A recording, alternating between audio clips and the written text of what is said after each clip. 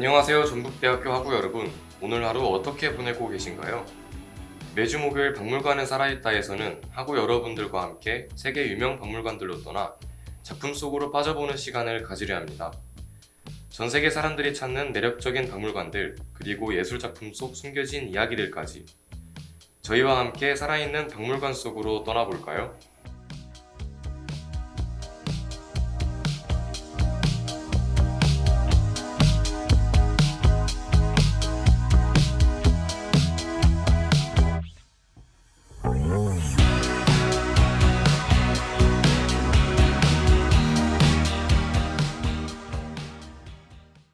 지난주에는 세계에서 가장 작은 나라 바티칸 시국의 박물관으로 떠나봤는데요. 르네상스 시대의 유명 작품들을 살펴보며 그 시대를 느껴봤습니다. 오늘은 또 어떤 박물관이 우리를 기다리고 있을까요? 오늘 함께 떠나볼 박물관은 신사의 나라 영국에 위치한 영국 박물관입니다. 루브르 박물관, 바티칸 박물관과 함께 세계 3대 박물관이라 불리는 이곳은 고대에서 현대까지 이르는 긴 시간을 보유하고 있는데요. 긴 시간을 지켜왔을 뿐만 아니라 이집트의 신비부터 그리스의 아름다움까지 국경을 초월하는 특별한 장소입니다. 현대에서는 한국에서는 대형 박물관이라고도 불리는 영국 박물관, 그 속에는 어떤 이야기들이 숨겨져 있을까요? 영국 박물관 속 숨겨진 이야기들을 만나러 가보기 전에 코르티스의 고 듣고 오겠습니다. 여러분은 영국 하면 뭐가 떠오르시나요? 영국은 비틀즈의 횡단보도로 유명한 에비로드와 영국 왕실의 대명사인 버킹엄 궁전 등 다양한 문화가 깃들어 있는 곳입니다. 역사와 전통이 깃든 영국 박물관은 그 중에서도 커다란 존재감을 내뿜고 있는데요. 1759년에 설립되어 세계 최초의 국립 공공박물관이란 타이틀을 쥐고 개관 이래 지금까지 무료 입장을 유지하고 있습니다. 그렇다면 세계 최초 국립 공공박물관은 어떻게 시작된 것일까요? 그 시작은 한 수집가의 개인 컬렉션에서 출발합니다. 그는 내과 의사와 박물학자였던 한스 슬론인데요. 다양한 분야에 관심이 많았던 그는 세계 여행을 다니며 온갖 물건을 수집합니다. 동식물 표본과 고대 미술 작품들, 그리고 오래된 책 등을 자기 집에 모았다고 하는데요. 그렇게 모은 소장품 수가 무려 7만여 점이었습니다. 당시 사람들은 한스 슬론의 소장품이 궁금했죠. 사람들의 마음을 읽은 것일까요? 그는 세상을 떠나며 자신의 소장품 절반은 국가에 기증하고 절반은 판매했습니다. 기증의 조건은 시민들에게 무료로 개방하여 많은 이들이 박물을 즐길 수 있게 해달라는 것이었는데요. 그의 조건이 받아들여져 국가는 몬터규 하우스라는 건물을 구입해 그 안에 소장품들을 전시했습니다. 이렇게 몬터규 하우스는 17세기 건축물로 최초의 영국 박물관이 되었죠. 초기 전시에는 진귀한 동식물 표본 등이 있어 자연사 박물관에 가까웠던 모습이었는데요. 그 모습은 시간이 지나 달라졌습니다. 영국 박물관의 모습을 바꾸어 놓은 이들은 누구였을까요? 그 주인공은 당시 영국의 상류층 자제들이었습니다. 불을 즐기며 노는 것에 흥미가 떨어진 이들은 한 집단을 만들게 되는데요. 이 집단은 고대 그리스와 로마 예술을 연구하고 후원하는 미술 애호가 협회입니다. 이들은 그랜드 투어라는 것을 즐겨 했는데요. 그랜드 투어란 17세기부터 19세기까지 유럽의 상류층 자제들이 고대 유적지를 돌아보며 교양을 쌓았던 여행입니다. 이들은 투어가 끝나면 고대 미술 연구를 적극적으로 후원하고 자신들의 재산을 골동품 구입에 쏟았는데요. 이들은 시간이 지나 박물관에 소장품을 기증했고 자연사 박물관의 모습을 하고 있던 영국 박물관은 미술품 중심으로 변화하기 시작합니다. 많은 이들이 작품을 감상하길 원했던 사람들의 마음에서 시작된 영국 박물관. 그렇다면 지금 박물관은 어떤 모습을 간직하고 있을까요? 볼빨간 사춘기에 빈칸을 채워주시오 듣고 다음 이야기로 넘어가 보겠습니다. 볼빨간 사춘기에 빈칸을 채워주시오 듣고 오셨습니다. 시간과 국경을 뛰어넘은 영국 박물관은 어떤 모습으로 우리를 맞이할까요? 영국 박물관의 첫인상은 건물 정면에 자리한 그리스식 페디먼트에서 시작됩니다. 장대한 장식과 커다란 기둥이 늘어선 외관은 마치 고대 신전의 위엄을 보여주는데요. 건물 안으로 발걸음을 옮기면 영국 박물관의 상징과도 같은 공간, 그레이트 고트가 우리를 맞이합니다. 유리와 강철로 이루어진 거대한 돔 형식의 천장이 햇빛을 받아 투명하게 빛나고 그 아래 펼쳐진 공간은 현대적으로 구성되면서 웅장한 내부 광장이 탄생하는데요. 고대와 현대가 어우러진 이 독창적인 공간은 단순한 통로를 넘어 사람들에게 깊은 여운을 남겨줍니다. 관람객들은 이곳에서 길을 나누어 각 전시관으로 발걸음을 옮기게 되는데요. 사람들의 발걸음이 가장 많이 향하는 곳은 바로 이집트 전시관입니다. 고대 문명을 상징하는 로제타 스톤이 전시되어 있고 수천 년 전의 미라와 화려한 관들이 관람객들을 기다리고 있는데요. 피라미드의 석상관은 문서는 고대인들의 삶과 인류의 신비로운 문화를 보여줍니다. 영국 박물관에서는 반가운 한국의 유산도 찾을 수 있는데요.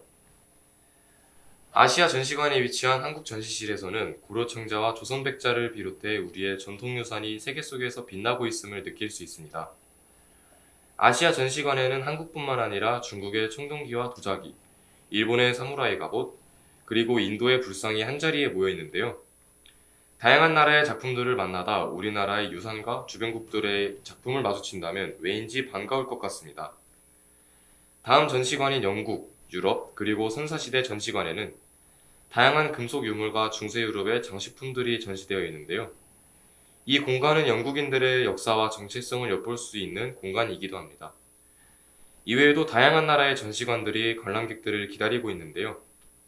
국경과 시대를 초월한 인류 문명의 유산을 다양한 나라의 사람들과 함께 관람하는 기분은 어떨지 궁금해집니다. 그럼 다양한 나라의 유물들을 만나러 가볼까요? 첫 번째로 만나볼 유산은 세계적으로 유명한 이스터 섬의 모아이 석상 호카 아카나나이아입니다. 여러분은 고대 이스터 섬의 미스터리에 대해 알고 계신가요? 미스터리를 좋아하는 학우분들이라면 한 번쯤 들어보셨을 수도 있겠습니다. 모아이 석상의 미스터리는 무엇일까요? 고대 문명의 이 미스터리는 대부분 어떻게 만들어졌을까에서 시작됩니다. 현대 기술로도 설명하기 어려운 부분을 몇천 년 앞서 만들었기 때문인데요. 최소 3.5m에서 최대 21m까지 다양한 크기의 석상은 서기 1200년부터 정교하게 만들어졌습니다. 사람 얼굴의 형상을 한 석상들은 해안가를 따라 수백 개가 세워져 있는데요. 그 개수는 무려 887개입니다. 어떻게 거대한 크기의 석상을 당시 기술로 해안가까지 옮길 걸까요? 이스터 섬이 세상에 처음 알려진 것은 1722년 네덜란드의 한 사령관을 통해서였습니다. 남태평양을 향해 하던 사령관은 놀라운 광경을 목격하는데요. 황량해 보이는 섬에 약 3,000명의 사람들이 정착해 있었기 때문입니다. 게다가 자신들만의 문명을 만들어 살아가고 있었는데요. 그 문명을 잘 보여주는 것이 모아이 석상이었습니다. 사령관은 석상을 어떻게 만들고 옮겼는지에 의문을 품었지만 단서조차 찾을 수 없었는데요. 하지만 세상에 이스터 섬과 모아이 석상의 존재를 알리며 그 덕에 미스터리는 세계 곳곳으로 퍼져나갔습니다. 현재까지도 수많은 가설이 나오고 있고 2012년에는 다소 황당한 가설까지 등장하게 되었는데요. 바로 모아이 석상이 걸어서 이동했다는 가설입니다. 이는 한 연구팀이 원주민들의 언어인 네케네케어에서 힌트를 얻었는데요. 네케네케란 다리 없이 걷기라는 뜻으로 뒤뚱거리며 걷는 모습을 뜻합니다. 연구진들은 5톤짜리 복제품에 밧줄을 묶어 양쪽과 뒤쪽을 번갈아가며 당겼고 실제로 걷는 듯한 모습으로 나아가는 게 가능함을 증명해냈는데요. 그러나 5톤 이상 크기의 석상을 옮기기는 힘들다는 반박과 그 이외의 다양한 단박으로 이 가설은 사그라들게 됩니다. 이후 다양한 가설이 현재까지 나오고 있지만 이동 방식에 대한 미스터리는 풀리지 않았는데요. 여러분이 생각하는 이 미스터리에 대한 정답은 무엇인가요? 또 거대한 모아이 석상을 마주한다면 우리는 어떤 생각을 품을 수 있을까요?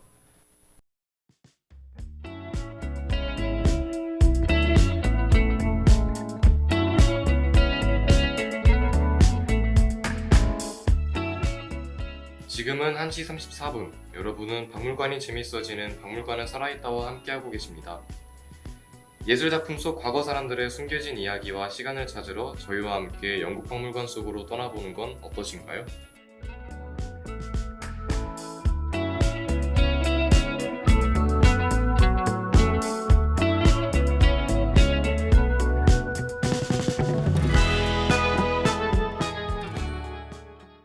다음으로 살펴볼 유물은 영국 박물관에서 가장 많은 이들의 시선을 사로잡은 엘긴 마블스입니다. 이 조각은 아테네 파르테논 신전에 장식되어 있던 석조 조각들로 기원전 5세기 고대 그리스 예술과 건축의 절정을 보여주는데요. 조각상에는 그리스 신화 속 신과 인간의 이야기가 정교하게 새겨져 있어 고대 그리스인들의 신앙과 사회, 정치 체계를 엿볼 수 있는 소중한 유물입니다. 그런데 왜 그리스의 유물이 영국박물관에 전시되어 있는 걸까요? 19세기 초, 당시 영국 외교관이었던 엘긴 백작은 오스만 제국의 허가를 받았다는 명목으로 파르테논 일부 조각을 영국으로 가져왔습니다. 1801년부터 10년간 무려 253점의 주요 조각품을 약탈해 갔는데요. 약탈한 것에 그치지 않고 조각품을 국가에 팔아 당시 돈으로 3만 5천 파운드, 현재 가치로는 약 59억 원의 돈을 벌었습니다. 엘긴 마블스는 어떤 매력으로 엘긴 백작의 마음을 사로잡은 걸까요? 전시실에 들어서면 정교하게 새겨진 신과 영웅, 그리고 인간의 삶을 표현한 자세의 조각상들을 한눈에 볼 수 있습니다. 그 크기와 세밀함은 단순한 조각이 아니라 그리스의 예술적 사상, 문화 등 당시 사회를 직접 체험하게 만드는데요. 관람객들은 엘긴 마블스를 보며 아름다움에 감탄할 뿐만 아니라 고대 그리스를 상상하며 신화적 상징, 건축과 조각 기술을 살펴보게 됩니다. 이는 조각에 고대 사람들의 세계관이 새겨져 있기 때문인데요. 하지만 뛰어난 작품인 만큼 그리스와 영국의 논쟁은 끊이질 않고 있습니다. 그리스 정부는 수십 년을 반환을 요구해왔고 영국은 이를 거부했는데요. 그리스는 백작이 주장한 허가증이 정당하지 못하다며 반환을 요구하고 있습니다. 그리스와 영국의 논쟁은 어떻게 마무리될까요? 장혜찬의 Y 듣고 오늘의 마지막 이야기 하러 가보겠습니다. 오늘 함께 살펴본 영국박물관은 약 2700년의 역사 속에서 인류 문명의 발자취를 따라가 볼 수 있는 특별한 공간입니다. 다양한 나라의 전시관이 존재하는 것은 세계 곳곳에서 수집된 유물들이 존재하기 때문인데요. 이렇게 국경과 시대를 넘나드는 문화유산을 볼 수 있다는 점은 영국 박물관의 위상을 높여주고 인류사와 예술을 깊이 이해하는 데 큰 역할을 하고 있습니다. 그러나 소장품 중 일부는 역사적 논란이 되기도 하는데요. 19세기 제국주의 시대를 전후로 수집된 일부 유물들은 오늘날 살펴보았을 때 약탈로 평가되기도 합니다. 당시에는 국제적 규범이나 현대적 의미의 소유권이 명확하지 않았고 많은 유물이 보존과 연구, 대중공개라는 박물관의 핑계로 자국에 되돌아가지 못했는데요. 영국 박물관의 전시는 우리가 문화재를 어떻게 바라보고 보호해야 하는지 생각하게 해줍니다. 또한 박물관을 찾는 이들에게 단순히 보는 즐거움을 넘어 인류의 문화가 어떤 방향으로 발전해야 하는지 의문을 품게 하는데요. 복잡하지만 이러한 배경으로 오늘날 영국박물관에서는 세계의 문화를 한 곳에서 관람할 수 있게 되었고 문화의 다양성을 체험할 수 있는 장소가 되었습니다.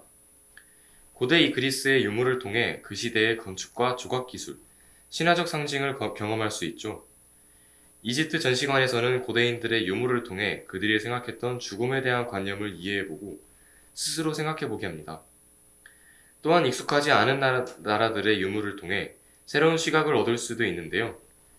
비록 과거 수집 방식과 역사적 논란이 있지만 과거를 종합적으로 배우고 현재를 이해하며 미래의 문화적 책임까지 생각하게 되는 특별한 경험을 얻게 되는 곳이 바로 영국박물관인 것 같습니다. 여러분에게 영국박물관은 어떻게 다가오나요? 도경수의 팝폰 듣고 오겠습니다.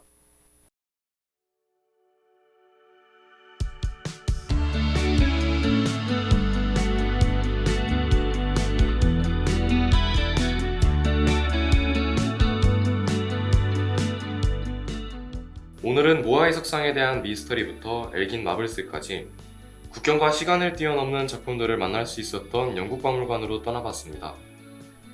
다들 어떠셨나요? 현재를 살아가기 급급한 현대사회에서 과거 작품들을 만나보고 되돌아보며 전북대학교 학우 여러분들의 일상에 쉼표가 남겨지길 바라겠습니다.